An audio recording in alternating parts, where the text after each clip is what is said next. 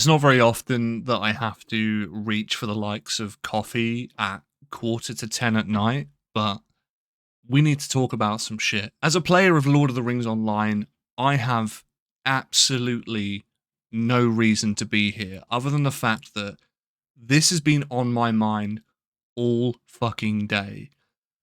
As a lover of the Lord of the Rings universe, the Tolkien universe, I took probably the most dreaded step into the universe of Rings of Power many, many months ago when I watched season 1. Now, I didn't think from season 1 that things could get any worse, truthfully. One of the main reasons I watched season 1 is because, as much as I am a firm believer in the Lord and Saviour Tolkien and his work, I just wanted more of that kind of universe. You know, I'm happy to not support, but I'm kind of happy to just take it in, right? I'm kind of was on the fence. I was so wrong. So wrong. There are so many moments in season 1 alone where I just didn't give a fuck. I just didn't care. I'm like, I've never felt like that. Even watching the 4+ hour extended versions of the 3 Peter Jackson films, not once did I sit back and go, God, this is boring. Or who are they and why are they here? And what on earth is that? And oh, there's not enough black and gay people in this. It's just mental to me.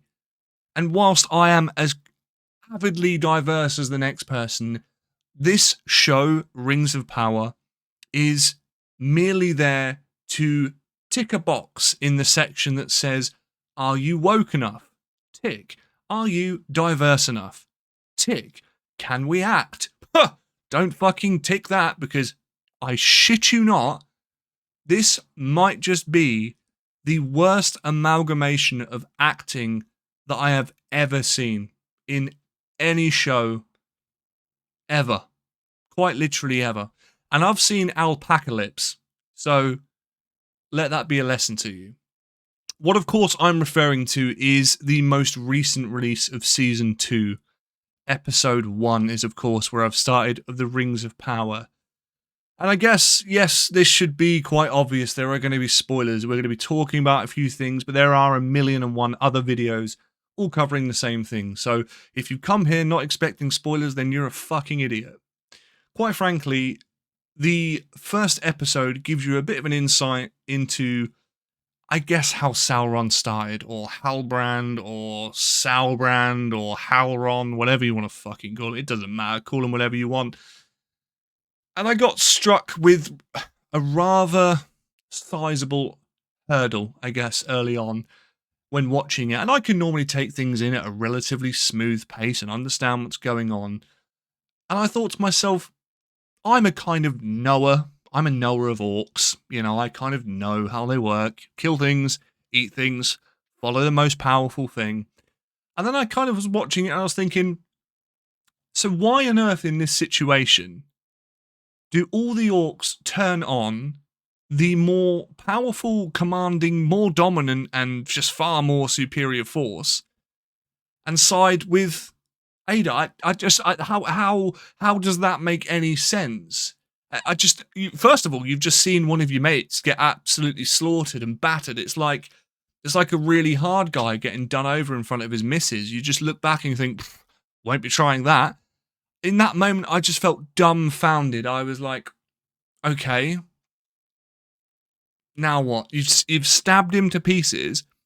He's now exploded in what can only be described as a spirit bomb-like form from Dragon Ball Z, and everyone's now going to go, well, I mean, his clothes are there. Is he dead? Is he not dead? Who knows? As far as we're concerned, Sauron's gone. We're good. That's the first point. Going on, doesn't make sense. It does not make any sense whatsoever. Orcs, Uruk-hai, do not function in that way. They are born and bred to follow the most commanding, impending, strongest force they physically can. Then we get to I like to call it the Ouroboros section, right? The section from Resident Evil 5, the black blob of nothing that just, I guess, sentiates from the blood of Sauron and starts eating little rodents and eventually shits itself out of a cave onto an icy slope, and then conveniently gets run over by a station wagon, to which it then consumes a human, and all of a sudden, Halbrand, Salbrand, whatever the fuck his name is formed. Cut back to another video I saw, I believe it was Desparo's video, where he was saying, actually, if you think about it, why do they make his body slope over that rock when he could quite easily just slither around it?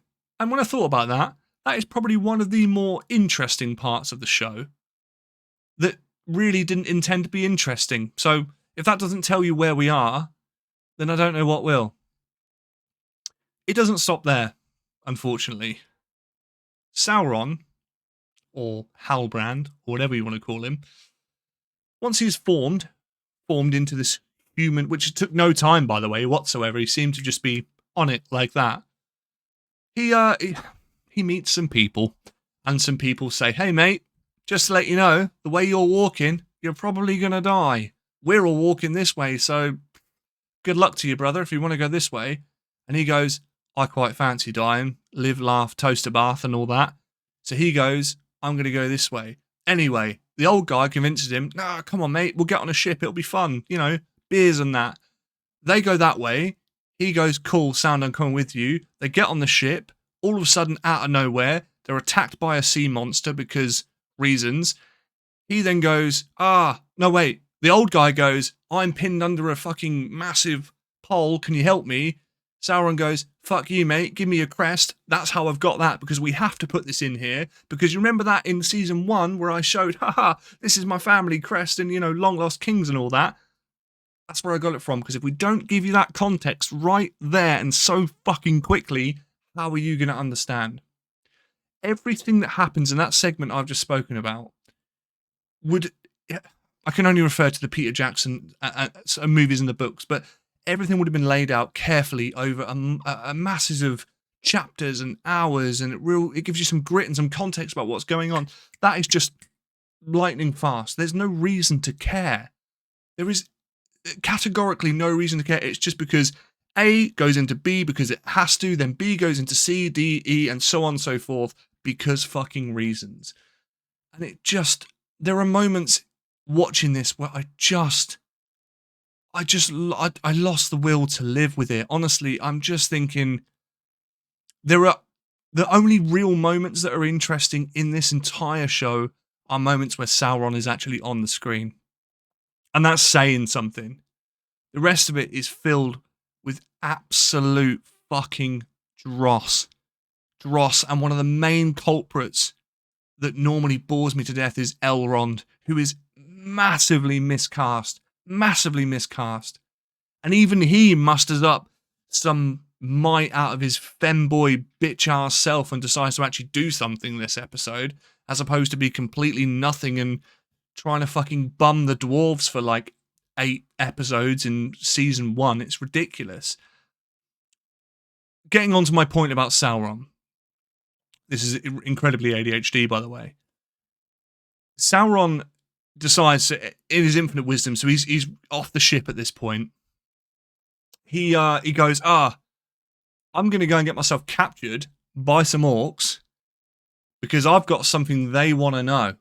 But if I tell them what they want to know, they'll let me go, I reckon. Why not just not get caught then, cunt? It doesn't make sense.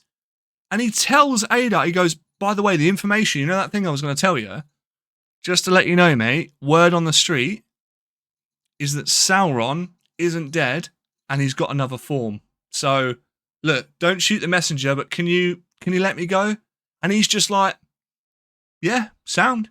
No worries. You go off to the elves, mate. You let them know. And then we'll sort all this out between us and meet at the Winchester and wait for all this to blow over. It's just ludicrous. Why on earth get caught by the orcs in the first place when you can just go where you need to go? You can just go where you need to go. And speaking of elves, season 1, the whole build-up from start to finish is about how Sauron is on the edge of fucking Galadriel, but she doesn't know that he's Sauron, and then mystically, everyone's like, oh my god, that's Sauron, he's been here the entire time, and no one fucking knew. Even though we knew from, like, episode 1. But you are telling me, from the time that Sauron traveled to the elves, no one has decided at any point they're just going to send, just a tiny carrier pigeon to say, look, by the way, this geezer over here with a longish hair, that's Sauron, That's all Halbrandio, Halbrandini, Saurondini. That's him. No one. Do you know why? Because they're all pissing about with rings.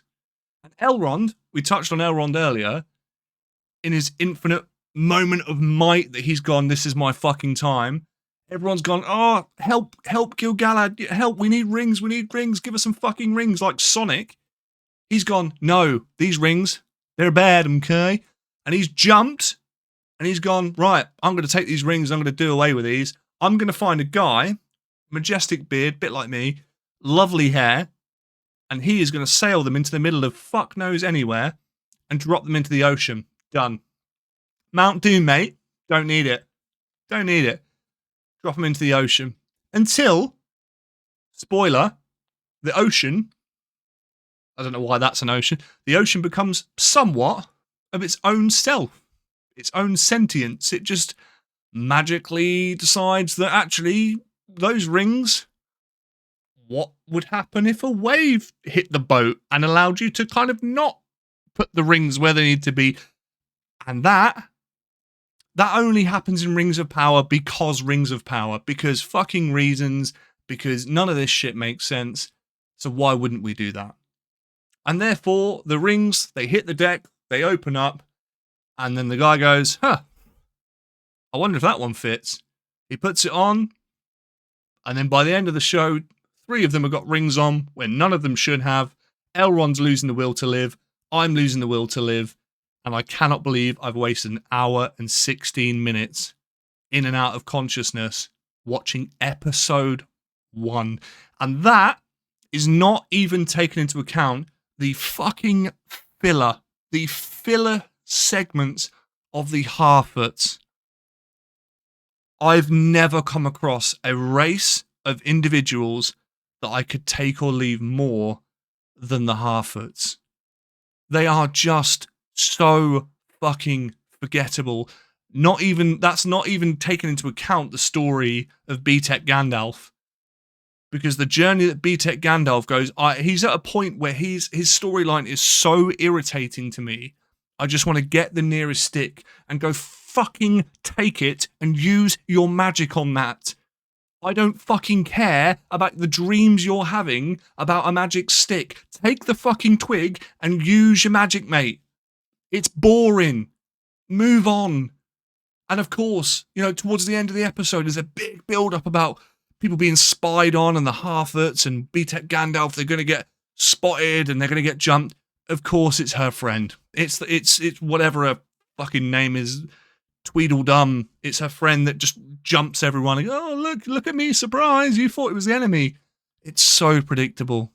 And this season was kind of relayed to us that season 1 was going to be the outlay, right, of a bit of world building, a bit of character building. Season 2 was where it's going to be, right, we're really starting to amp things up now, and it's just not the case. I'm not expecting much, but I am expecting to be able to make it through an episode without wanting to fall asleep. I don't know if anyone else feels, well, clearly they do feel the same, because there's like a million videos on this. I don't want to bore you guys with too much of the details, but fuck me. I am really, really struggling to put myself through this show right now. I don't know. If you guys feel the same, let me know. I love you and leave you.